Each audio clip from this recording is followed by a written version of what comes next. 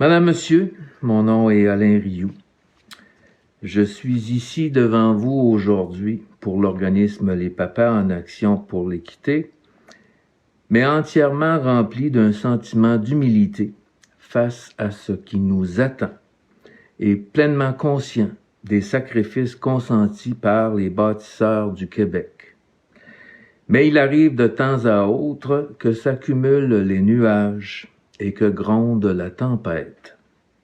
Nous savons que l'État québécois amorce une mutation législative très dangereuse qui risque de causer des préjudices graves à l'institution familiale du Québec, francophone d'Amérique.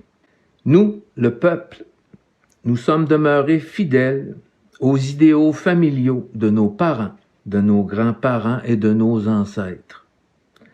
Doit-il en être autrement pour les nouvelles générations de Québécoises et de Québécois en devenir? Nous savons tous que nous sommes au beau milieu d'une crise. Notre économie est gravement affaiblie. C'est peut-être l'œuvre du destin, mais c'est aussi une conséquence de la cupidité de plusieurs et de l'irresponsabilité des décideurs. Des gens ont perdu leur maison ou leur emploi. Des entreprises ont dû fermer leurs portes. Chaque jour apporte de nouvelles preuves que notre régime menace notre planète. Nous sommes maintenant menacés de devoir confier pleinement et entièrement le sort de nos enfants à l'État. Ce sont là, Madame, Monsieur, des signes évidents d'une crise. Mais la perte de confiance nourrie de la crainte du déclin de l'Amérique francophone doivent-elles soumettre les prochaines générations à diminuer leurs ambitions et à abandonner leur droit d'élever leur propre famille? Devons-nous croire les doléances mesquines qui, pendant trop longtemps, ont étouffé nos droits à la liberté pour y abandonner maintenant notre droit à fonder une famille? Le temps est venu d'affirmer la force de notre caractère, de faire des choix pour notre avenir, de porter à bout de bras cette noble idée que nous sommes tous égaux, tous libres, et que nous méritons tous des jours meilleurs, tout au moins la chance d'assurer notre bonheur selon notre propre désir. Dans notre périple historique, nous avons évité les raccourcis dangereux et nous ne nous sommes jamais mis à genoux face à une minorité qui convoite la richesse à tout prix. La majorité des hommes et des femmes qui nous ont précédés se sont sacrifiés et ont travaillé à la sueur de leur front pour leur famille et pour bâtir le Québec d'aujourd'hui, et ce, au grand détriment de leurs ambitions personnelles. À maintes reprises, nos ancêtres se sont battus pour mener une vie meilleure. Madame, Monsieur, c'est la voie que nous poursuivons aujourd'hui.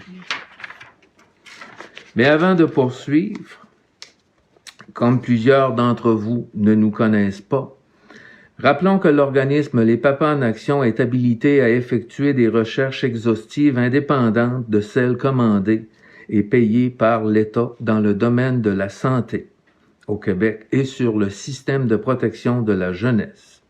De plus, nous avons reçu des témoignages volontaires de centaines de parents de partout au Québec et nous continuons à recevoir des appels de détresse, de vive voix ou par écrit.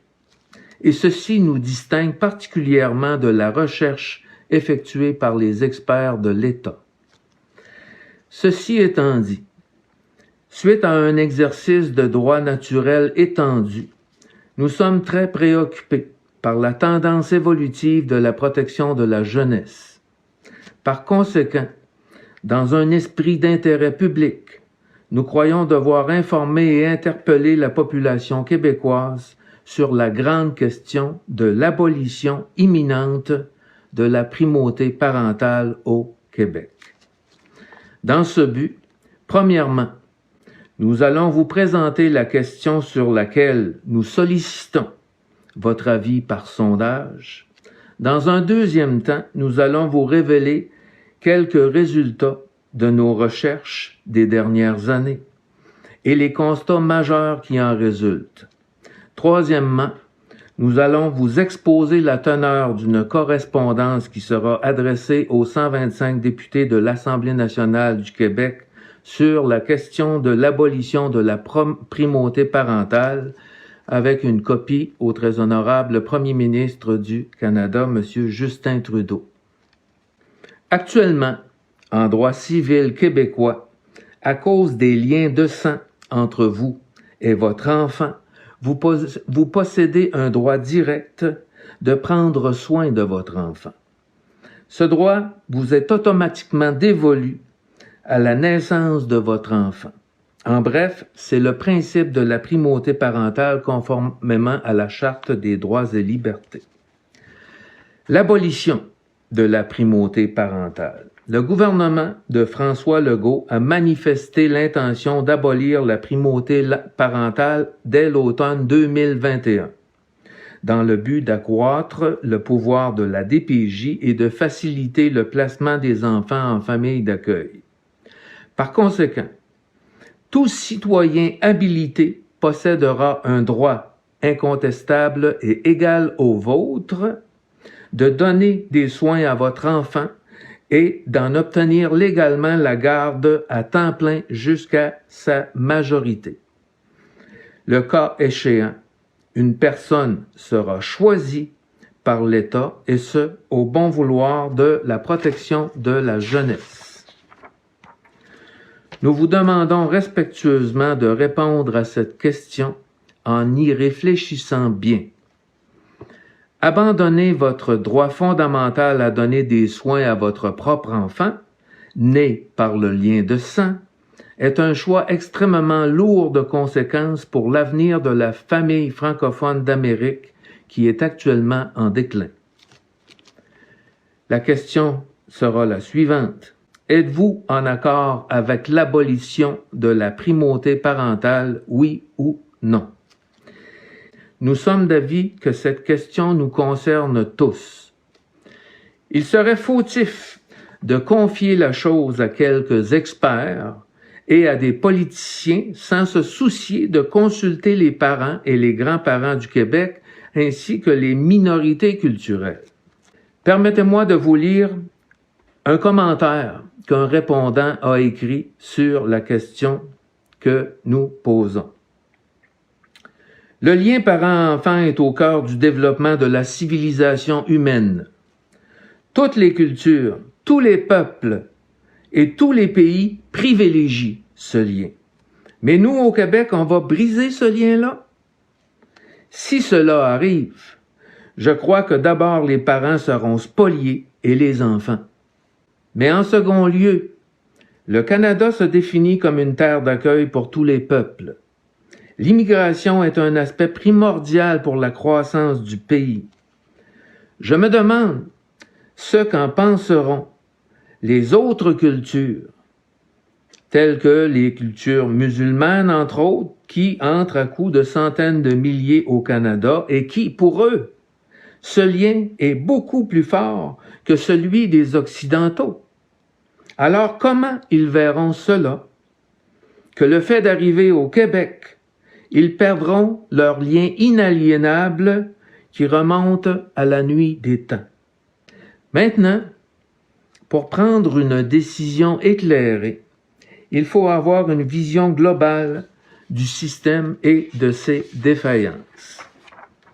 Alors, je vais exposer maintenant les résultats et quelques constats qui ont été obtenus par quelques années de recherche de l'organisme Les Papas en Action pour l'équité. À partir d'une recherche rigoureuse et des sources de données purement institutionnelles et ministérielles déposées à l'Assemblée nationale, nous avons mis en évidence plusieurs constats inquiétants. L'évolution fulgurante des signalements dépasse aujourd'hui le nombre de naissances annuelles par un facteur de 150%.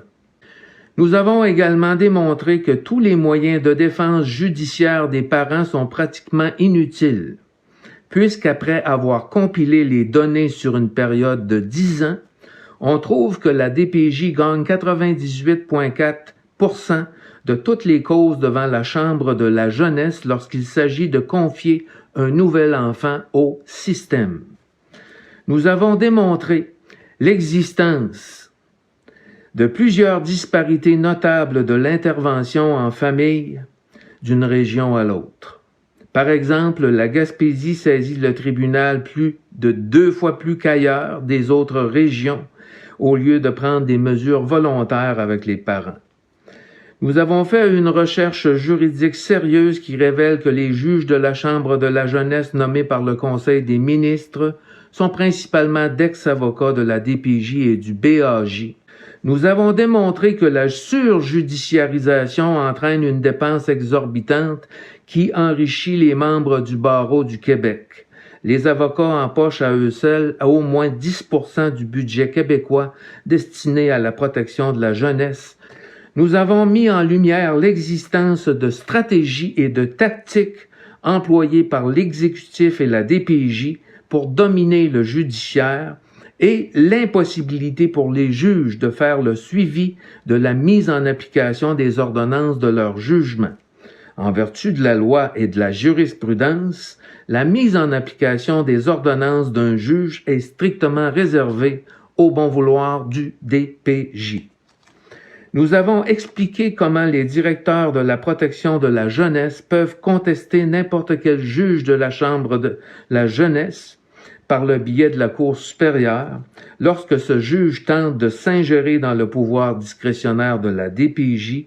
Autrement dit, 100% des décisions de la Chambre de la jeunesse sont rendues à la demande du DPJ et c'est le DPJ qui les exécute à sa discrétion. Nous avons démasqué le fait que les avocats de la DPJ peuvent anéantir tous les moyens de défense des parents qui tentent désespérément de saisir le tribunal à répétition en les faisant déclarer quérulents.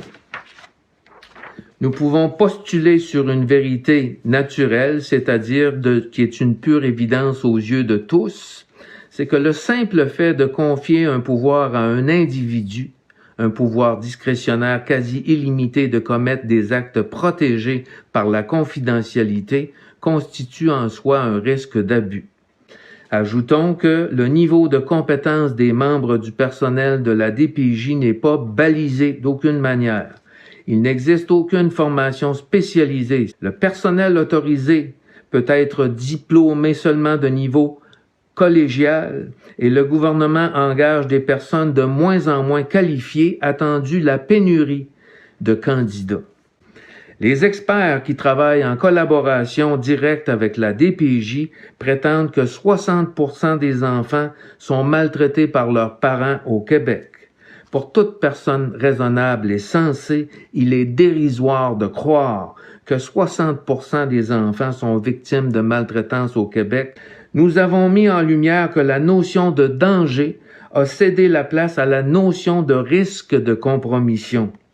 Par conséquent, la DPJ peut intervenir dans n'importe quelle famille à son bon vouloir pour une infinité de risques de son propre cru, et ce, dans un contexte discrétionnaire, confidentiel et à huis clos.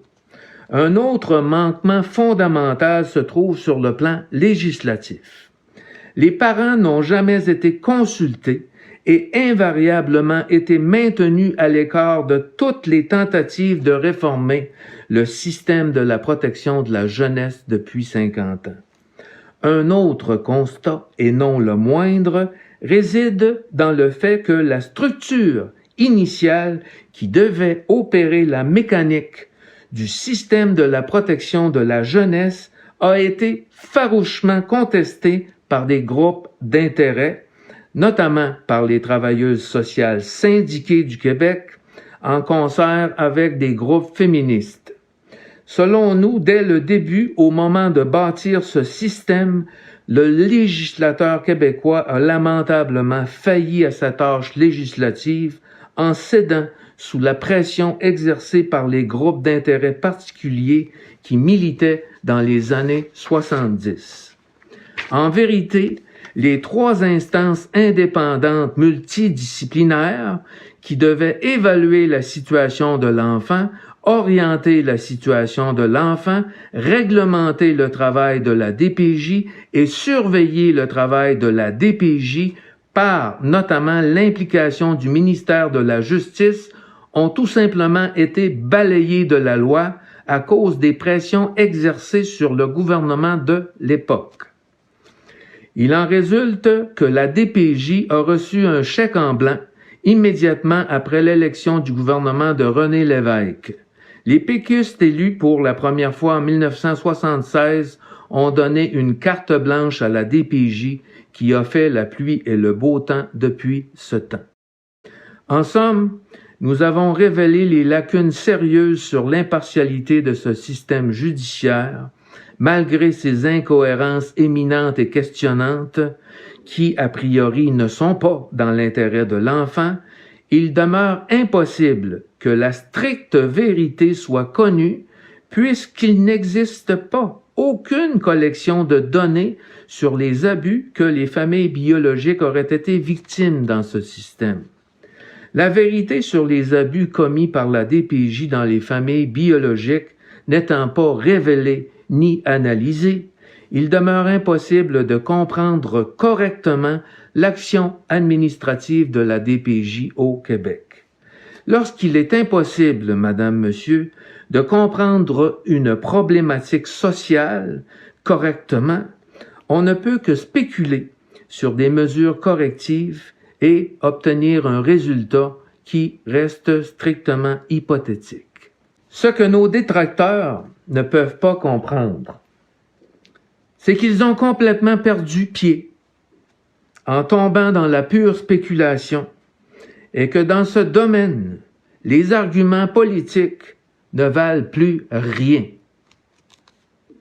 La question aujourd'hui n'est pas de savoir si notre gouvernement veut sauver des enfants vulnérables, mais s'il fonctionne correctement avant de donner des pouvoirs discrétionnaires à n'importe quel jeune étudiant fraîchement sorti d'un cégep.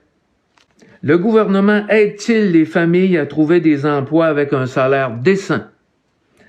Le gouvernement donne-t-il accès à des soins appropriés dont les parents pourraient avoir besoin pour mener une vie en famille dans la dignité? Cette crise de la COVID-19 nous a rappelé que tout peut devenir incontrôlable et qu'une nation ne peut pas prospérer longtemps si elle ne favorise que les mieux nantis. Les atrocités en CHSLD du Québec en sont une preuve incontournable. Tous les enfants de la DPJ qui ont été forcés à ne plus voir leurs parents durant des mois, sous le prétexte de la protection des familles d'accueil, en est une autre. Le succès n'est pas uniquement fonction de la taille du revenu brut par habitant. Le succès dépend également de notre capacité à donner une chance à ceux qui le veulent, parce que c'est la meilleure voie vers le bien commun. En ce qui concerne notre défense à tous, nous devons rejeter l'idée d'abandonner nos enfants et d'abandonner nos idéaux au bon vouloir d'un État qui veut contrôler l'institution familiale comme une entreprise de Québec Inc. Nos pères fondateurs, face à des périls que nous ne pouvons que difficilement imaginer, ont mis au point une charte pour assurer la primauté de la loi, une charte prolongée par le sang de générations. Ces idéaux éclairent toujours le monde, et nous ne les abandonnerons pas par commodité. La primauté parentale est un principe de nos ancêtres et de tous les peuples de la terre. Souvenons-nous aujourd'hui que notre héritage est notre force et non pas une faiblesse. Nous n'avons pas à nous excuser pour notre façon de vivre, ni hésiter à la défendre. Le lien de sang, c'est la source de notre confiance. Le lien de sang, c'est la signification de notre liberté. Le lien de sang, c'est la raison pour laquelle des hommes, des femmes et des enfants de toutes les races et de toutes les croyances peuvent se réjouir ensemble. Le lien de sang, c'est le serment le plus sacré au monde entier. Ceux qui s'accrochent au pouvoir en bâillonnant les opinions dissidentes et particulièrement le droit de parole des parents pauvres sont du mauvais côté de l'histoire. Mais nous leur tendons la main, s'ils sont prêts à nous entendre. Aux 125 députés de l'Assemblée nationale du Québec, objet de la correspondance, l'abolition de la primauté parentale. Madame la députée, Monsieur le député, attendu l'urgence d'agir pour contrer la volonté manifeste de l'administration Legault d'abolir la primauté parentale à l'automne 2021, nous vous interpellons respectueusement pour vous demander de bloquer toute action législative en ce sens. Dans l'état de la jurisprudence en droit civil québécois, le principe de primauté parentale doit céder sur le principe de l'intérêt de l'enfant. Néanmoins, même en matière de protection de la jeunesse, l'État doit renverser la présomption à l'effet que les parents naturels sont les mieux en mesure d'assurer le bien-être de leur enfant. Par conséquent, tout tribunal incluant la Chambre de la jeunesse doit en principe favoriser le maintien de l'enfant dans son milieu familial, notamment biologique. Tel que préconisé par le gouvernement caquiste, l'abolition du principe de primauté parentale dénote une idéologie suprémaciste entachée d'une volonté politique ségrégationniste emportant la discrimination sociale de fait envers la famille francophone pauvre d'Amérique et des minorités culturelles. Eu égard à cet acte radical, il est approprié de rappeler les paroles de Claude Castonguay, le père de la carte d'assurance maladie du Québec, qui avait introduit le premier projet de loi sur la protection de la jeunesse à l'Assemblée nationale du Québec le mardi 27 février 1973 en avant-midi. Si on réfléchit quelque peu au sens que peut prendre la protection de la jeunesse, la notion de plus en plus acceptée, c'est qu'il faut tenter de garder l'enfant dans son milieu. Les mesures de prévention, les mesures de réadaptation, tout particulièrement, ne sont qu'efficaces que pour autant qu'elles s'inscrivent vraiment dans le milieu de vie où se trouvent les enfants de façon générale. La mise en application de cette mesure fait naître un risque élevé de préjudice irréparable causé aux administrés par de très jeunes officiers de l'État, souvent inexpérimentés et mal formés. A priori, la volonté apparente d'agir avec hâte entraîne un défaut de l'action législative dans l'intérêt public et selon nous, l'action hâtive caractérise les premiers pas politiques du dit gouvernement. Veuillez prendre acte, Madame la députée, Monsieur le député, que la présente découle du consentement d'un bon nombre de parents du Québec. Pour ces motifs, les Papas en Action fait appel à votre rôle de bienveillance et à votre meilleur jugement dans le but de recommander au dit gouvernement d'agir avec grande réserve dans ce dossier. Attendu la nature inhumaine et le caractère infâme de ladite mesure, aucune législation ne saurait voir le jour à l'Assemblée nationale sans que les concepts et les affects des groupes d'intérêt représentant un ensemble de parents québécois ne soient judicieusement entendus au préalable, et ce, sans empressement, dans un esprit attentionné et, en l'espèce, gouverné par des sentiments moraux substantiels, eut égard à la dignité en chair et en droit quant aux liens de sang des plus pauvres de notre société. Daignez, Madame la députée, Monsieur le député, croire en l'assurance de nos sentiments les plus déférents et dévoués. Alain Rioux, directeur général, Les Papas en action pour l'équité. Copie conforme, très honorable Justin Trudeau, Premier ministre du Canada. Monsieur Lionel Carman, ministre délégué à la Santé et aux services sociaux, député de Taillon. Régine Laurent, présidente, Commission spéciale sur les droits des enfants et de la protection de la jeunesse. Merci pour vos commentaires. Merci d'être là. Merci d'appuyer la démarche. C'est une démarche extrêmement importante